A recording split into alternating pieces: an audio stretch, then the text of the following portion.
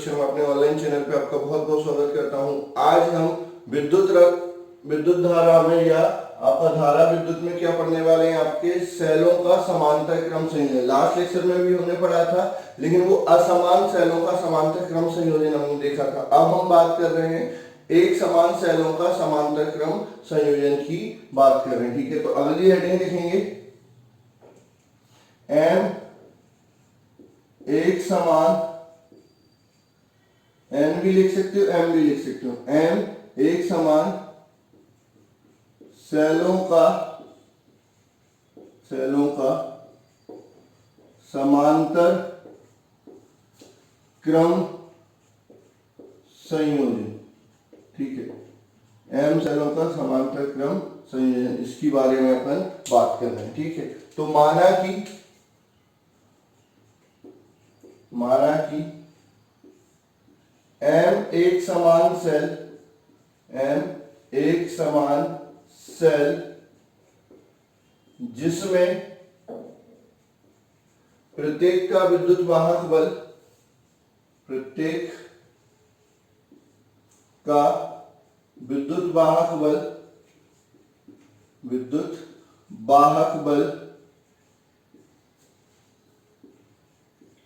E है तथा आंतरिक प्रतिरोध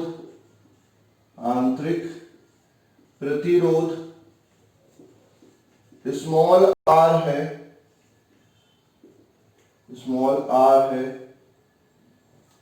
को समांतर क्रम में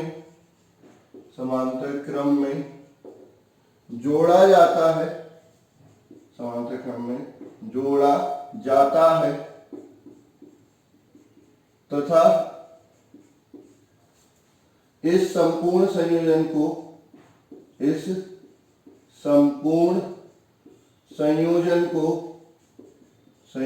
को बाह्य प्रतिरोध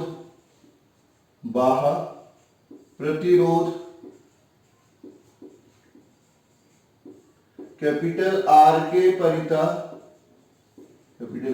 परिता लगाया जाता है। ठीक है, तो हमने कुछ नहीं किया, आपके बहुत सारे मतलब एम सेल लिए, सब आइडेंटिकल हैं यानी एक जैसे हैं। हर एक सेल का विद्युत वाहक बल कितना है, E है, और आंतरिक प्रतिरोध कितना है, स्मॉल r है। इस तरह से अपन ने एम सेल को किस संयोजन में जोड़ दिया, समांतर क्रम संयोजन में जोड़ दिया। ठीक है, तो आपका ये सेल लिया, इसका विद्युत वाहक बल E है, ये R है, इसका भी E है और ये R है, इसका भी E है और R है। ऐसे कितने सेल, M सेल लिए, इनको किस संयोजन में जोड़ दिया, समांतर क्रम संयोजन में जोड़ दिया। और यहां पर क्या किया, इस पूरे संयोजन को क्या कर दिया, एक बाह्य प्रतिरोध कैपिटल R के परिता जोड़ दिया। ठीक है, अब चूंकि ये एक जैसे सेल हैं, तो समांतर क्रम में क्या होगा, विद्युत वाहक बल भी समान हो जाएगा। ठीक है, तो समांतर क्रम संयोजन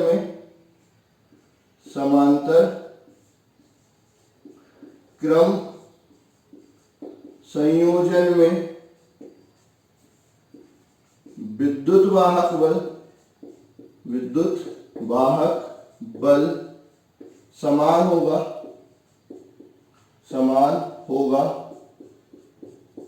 अतः समतुल्य विद्युत वाहक बल कितना हो जाएगा, E इफेक्टिव बराबर E के बराबर ही होगा। ठीक है, अच्छा, समतुल्य आंतरिक प्रतिरोध।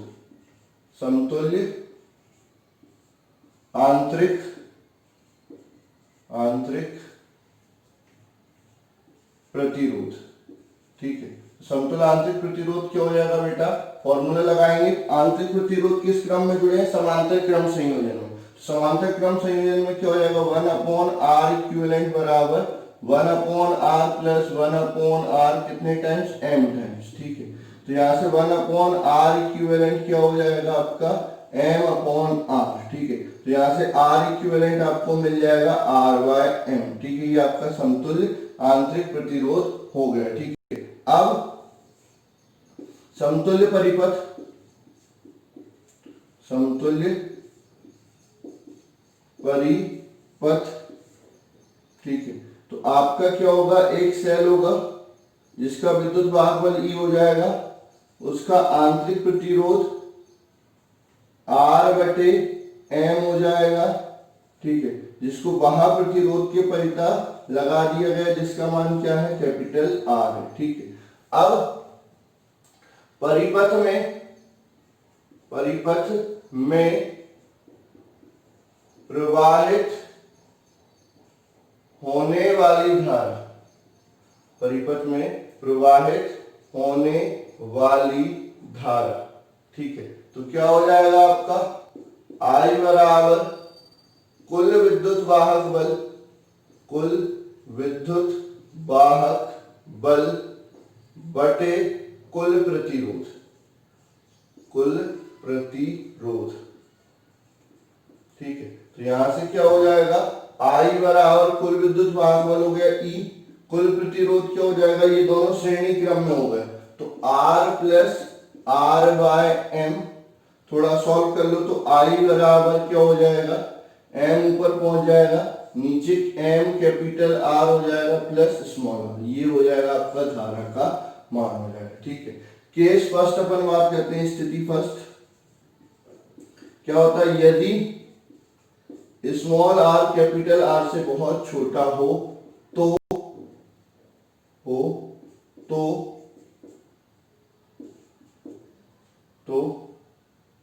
R को, स्मॉल r को नगण्य मान लिया जाएगा, नगण्य मान लिया जाएगा, ठीक है। तो उसको नगण्य मान लेंगे तो क्या हो जाएगा, ये स्मॉल r निग्लेक्ट हो जाएगा, क्या बचेगा, I बराबर एम ई बटे कैपिटल M कैपिटल R, ठीक है। तो M से M क्या हो जाएगा, कट जाएगा, E बटे कैपिटल R हो जाएगा, ठीक है। तो समझो क्या होगा, ठीक है। तो I बराबर हो जाएगा एम ई बटे M capital R, small r को निग्लेक्ट कर दिया, इससे ये कैंसिल हो गया, I बराबर क्या हो जाएगा, E बटे कैपिटल R हो जाएगा, ठीक है।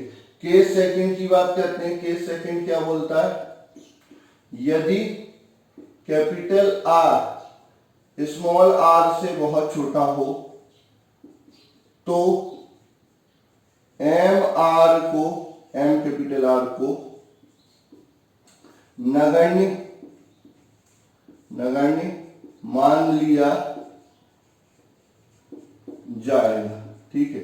तो उस केस में आपका क्या हो जाएगा, I बराबर एम ई अपॉन स्मॉल r, ये आपका करंट हो जाएगा, ठीक है। अब संयोजन द्वारा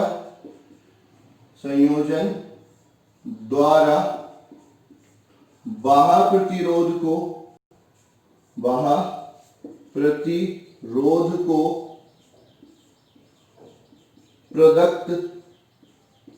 प्रदत्त शक्ति, ठीक है, मतलब सेल बाह्य प्रतिरोध को कितनी शक्ति देगा वो निकालते हैं। तो P बराबर क्या होता है, I स्क्वायर R, P बराबर I का मान क्या रहा, ये रहा, ठीक है। तो यहां से क्या हो जाएगा, एम ई upon M R plus small r का whole square into capital R, ठीक है, ये शक्ति हो जाएगी।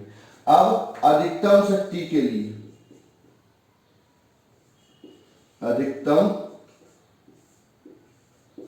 शक्ति के लिए, तो मैंने आपको पहले ही बताया हुआ, अधिकतम शक्ति के लिए जो बाह्य प्रतिरोध है वो किसके बराबर होना चाहिए, आंतरिक प्रतिरोध के बराबर होना चाहिए। मतलब आपका कैपिटल R बराबर क्या हो जाएगा, R बाय स्मॉल m हो जाएगा, ठीक है। या फिर आपका सिंपल हम बोल सकते हैं कि m इंटू कैपिटल R, इसको हटा दो, ठीक है, यहां पर लिख देता हूं, ये हो जाएगा m इंटू कैपिटल R बराबर स्मॉल r हो जाएगा। तो P मैक्स अगर आप निकालना चाहते हैं तो P मैक्स बराबर m e upon M R plus small R की जगह पे भी एम आर का whole square into capital R. तो पी मैक्स बराबर क्या हो जाएगा, एम स्क्वायर सॉरी एम ई अपॉन 2mr का whole square into R. M से एम कट जाएगा, पी मैक्स बराबर हो जाएगा E square upon 4r square into R. एक आर से एक आर कैंसिल। पी मैक्स बराबर कैपिटल आर के पद में नहीं चाहिए, स्मॉल आर के पद में चाहिए, क्योंकि स्मॉल आर फिक्स रहता है, कैपिटल आर तो क्या रहता है, वेरिएबल रहता है। तो कैपिटल आर की जगह स्मॉल आर बाय एम लिखेंगे, ठीक है। तो ये हो जाएगा E square 4 small R by M, ये ऊपर चला जाएगा। तो ये आपकी मैक्सिमम पावर हो जाएगी या मैक्सिमम शक्ति हो जाएगी, अधिकतम शक्ति हो जाएगी। कितनी हो जाएगी, M e square upon 4r, ठीक है। तो ये हो गया आपका एक समान सेलों का समांतर क्रम संयोजन। धारा का मान निकालिए, शक्ति का मान निकालिए, और वो शक्ति कब अधिकतम होगी ये भी हमने निकाल लिया है, ठीक है। इसके बाद हम डिस्कस करते हैं क्या, आपका मिश्रित क्रम संयोजन, एक समान सेलों का मिश्रित क्रम संयोजन। तो अगली हेडिंग लिखेंगे बेटा,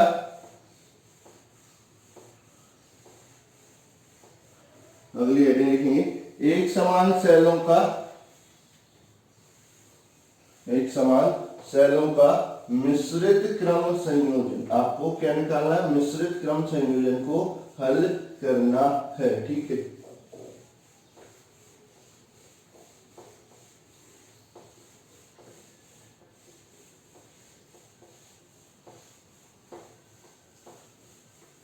चलिए ठीक है, तो हेडिंग लिखेंगे एक समान सेलों का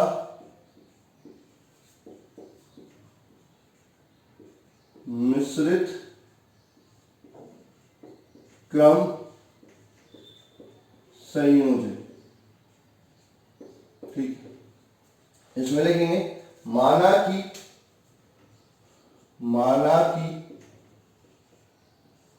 n एक समान सेलों की m श्रेणियां समांतर क्रम में लगी हैं जिनमें प्रत्येक सेल का विद्युत वाहक बल कैपिटल ई तथा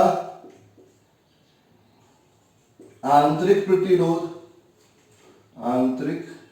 प्रतिरोध स्मॉल आर है। इस संपूर्ण संयोजन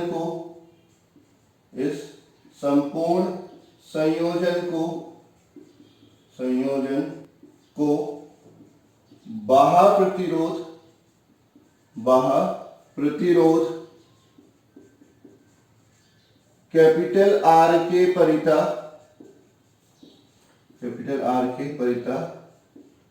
लगाया जाता है, ठीक है।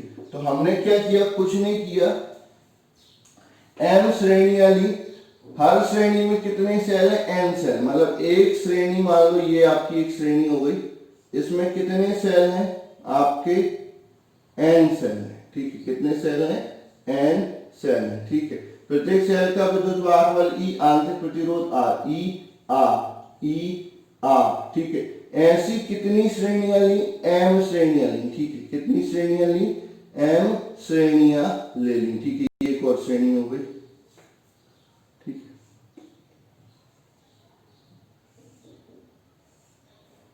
और m श्रेणियों को किसमें जोड़ दिया, समांतर क्रम संयोजन में। हर एक सेल का विद्युत वाहक बल E, आंतरिक प्रतिरोध R, ये कितने हैं, एक श्रेणी में n टाइम्स, ठीक है। और ऐसे में कितनी श्रेणियां, m श्रेणियां हैं, ठीक है। हर एक सेल का विद्युत वाहक बल हो गया E, आंतरिक प्रतिरोध क्या हो जाएगा स्मॉल r, ठीक है।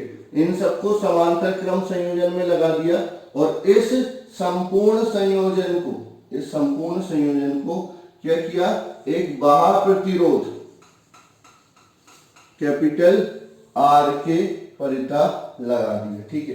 तो अब प्रत्येक श्रेणी का विद्युत वाहक बल, ठीक है, तो प्रत्येक श्रेणी का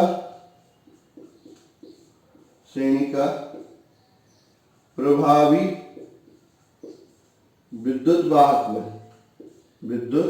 वाहक बल क्या हो जाएगा, E डैश बराबर E प्लस कितने बार n टाइम्स, ठीक है। तो E डैश बराबर हो जाएगा कितना NE, प्रत्येक श्रेणी का विद्युत वाहक बल कितना हो जाएगा NE हो जाएगा, ठीक है। अब बात करते हैं प्रत्येक श्रेणी का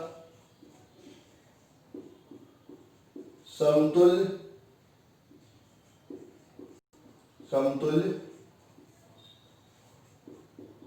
आंतरिक प्रतिरोध, प्रत्येक श्रेणी का समतुल्य आंतरिक प्रतिरोध। तो R इक्विवेलेंट या R डैश मान लो, ठीक है। तो R डैश बराबर क्या हो जाएगा R प्लस R कितने टाइम्स n टाइम्स, ठीक है। तो R डैश बराबर क्या हो जाएगा NR, ठीक है। तो अब श्रेणी को हम क्या कर सकते हैं, एक सेल से प्रतिस्थापित कर सकते हैं, ठीक है। तो प्रत्येक श्रेणी को एक सेल से प्रतिस्थापित करने पर,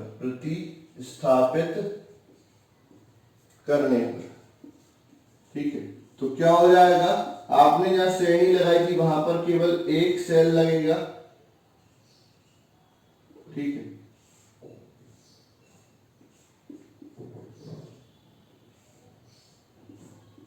तो ऐसे कितने सेल हो गए, m सेल जो किस क्रम में लगे हुए हैं, समांतर क्रम में लगे हुए हैं और इस पूरे संयोजन को क्या एक बाह्य प्रतिरोध कैपिटल R के परितः लगा दिया, ठीक है। यहाँ पर प्रत्येक सेल का विद्युत वाहक बल हो गया NE, आंतरिक प्रतिरोध NR, ये NE NR, ठीक है। ऐसे कितने सेल लगे हैं, m सेल लगे हैं, ठीक है, NE NR, ठीक है। अब समांतर क्रम संयोजन में क्या होता है, विद्युत वाहक बल समान रहेगा अगर एक ही जैसे सेल लगे हुए हैं तो, ठीक है। तो चूंकि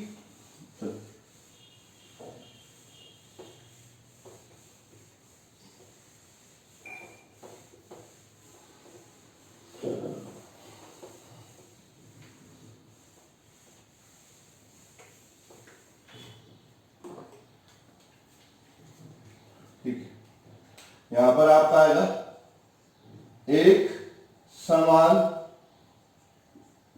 सेलों के समांतर क्रम संयोजन में विद्युत वाहक बल समान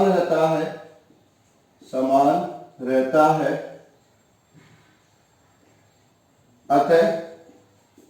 अतः समतुल्य विद्युत वाहक बल, ठीक है। तो E इक्विवेलेंट बराबर क्या हो जाएगा NE हो जाएगा, ठीक है। समतुल्य आंतरिक प्रतिरोध, ठीक है। तो ये क्या है, ये सब किस में जुड़े हैं, समांतर क्रम में जुड़े हैं। तो समांतर क्रम में फॉर्मूला क्या होता है, 1/R इक्विवेलेंट बराबर 1/NR प्लस 1/NR कितने टाइम्स m टाइम्स, ठीक है। तो 1/R इक्विवेलेंट बराबर क्या हो जाएगा m/NR, ठीक है। तो R इक्विवेलेंट बराबर क्या हो जाएगा NR/m, क्या हो जाएगा NR/m। अतः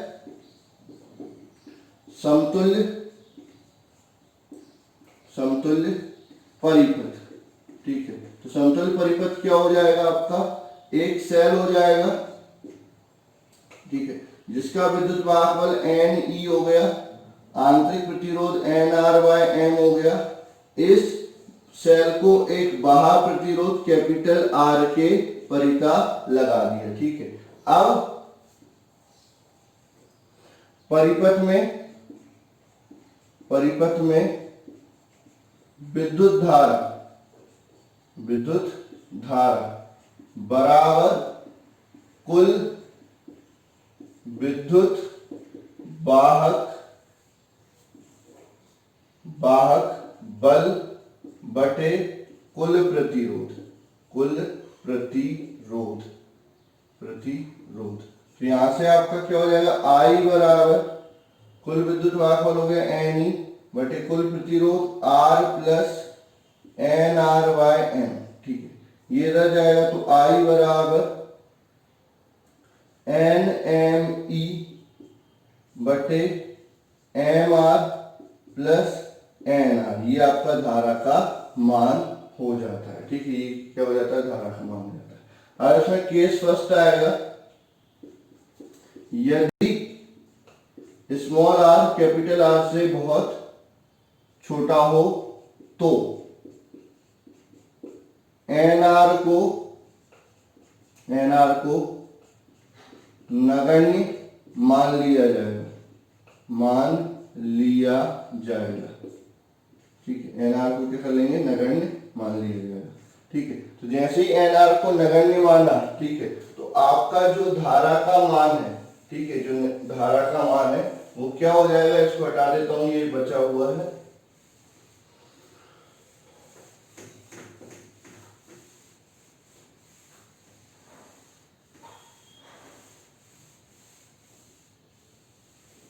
ठीक है। एन आर को हटा दो यहां से, तो आई बराबर क्या हो जाएगा, N M E upon M r, M से एम कट जाएगा तो आई बराबर क्या हो जाएगा, एन ई बटे कैपिटल आर, ठीक है।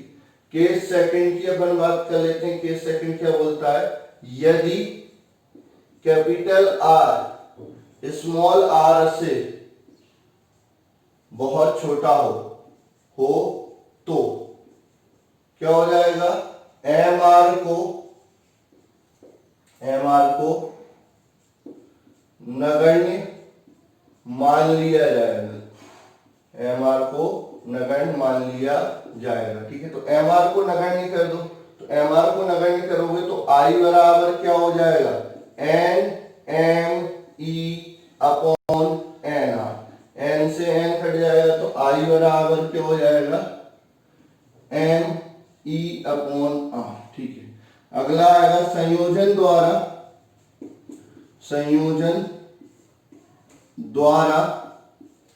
बाह्य प्रतिरोध को दी गई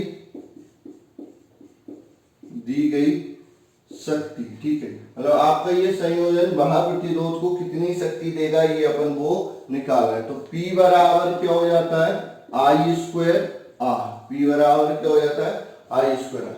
आई का मान ये रहा, तो P बराबर क्या हो जाएगा, P बराबर हो जाएगा N M E upon M R plus N R का whole square into capital are. ये सेल के संयोजन द्वारा बाह्य प्रतिरोध को दी गई शक्ति हो जाती है, ठीक है। अब अपन बात कर लेते हैं क्या,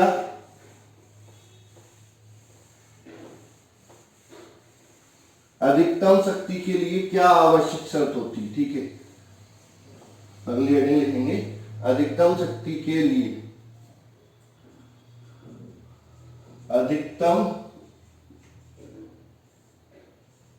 शक्ति के लिए। तो आपको पता है अधिकतम शक्ति के लिए क्या होना चाहिए, बाह्य प्रतिरोध का मान आंतरिक प्रतिरोध के मान के बराबर होना चाहिए। तो R बराबर क्या हो जाएगा, एन आर बाय एम, तो एम आर बराबर क्या हो जाएगा, एन आर। तो P मैक्स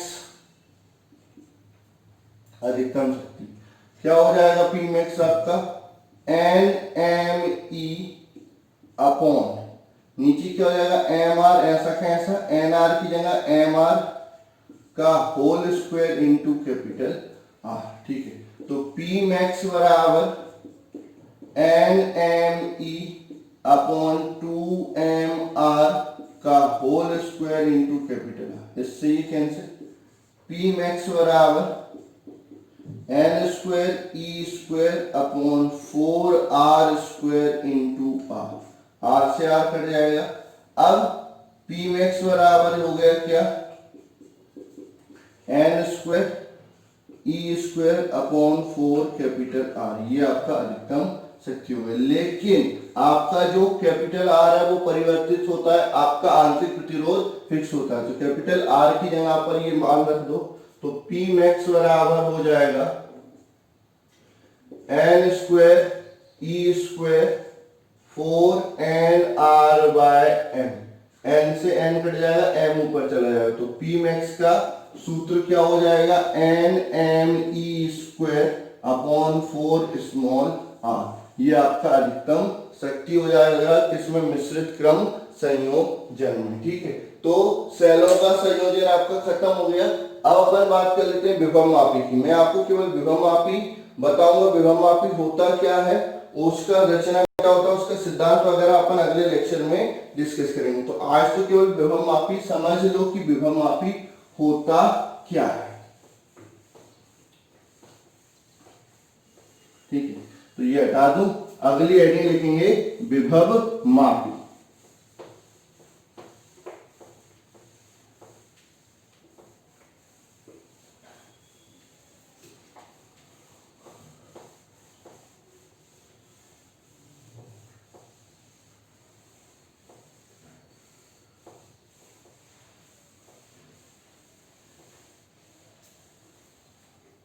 चलिए अगली हेडिंग लिखेंगे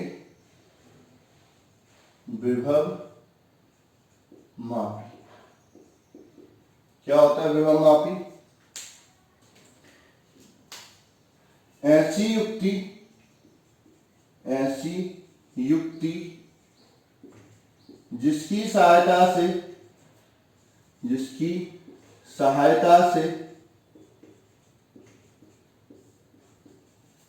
किसी सेल का विद्युत वाहक बल या विभवांतर ज्ञात किया जा सकता है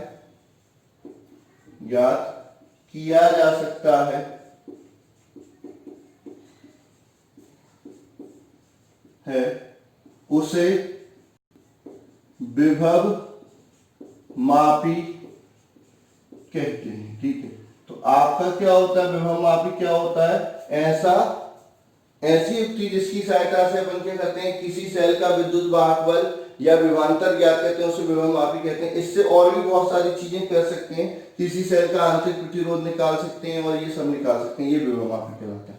अब विभव मापी होता है क्या है, देखने में कैसे होता है, एक बड़ा सा लकड़ी का तख्ता होता है जिसकी लंबाई 1 मीटर से थोड़ी सी ज्यादा होती है, इस पे 1 मीटर स्केल लगी रहती है।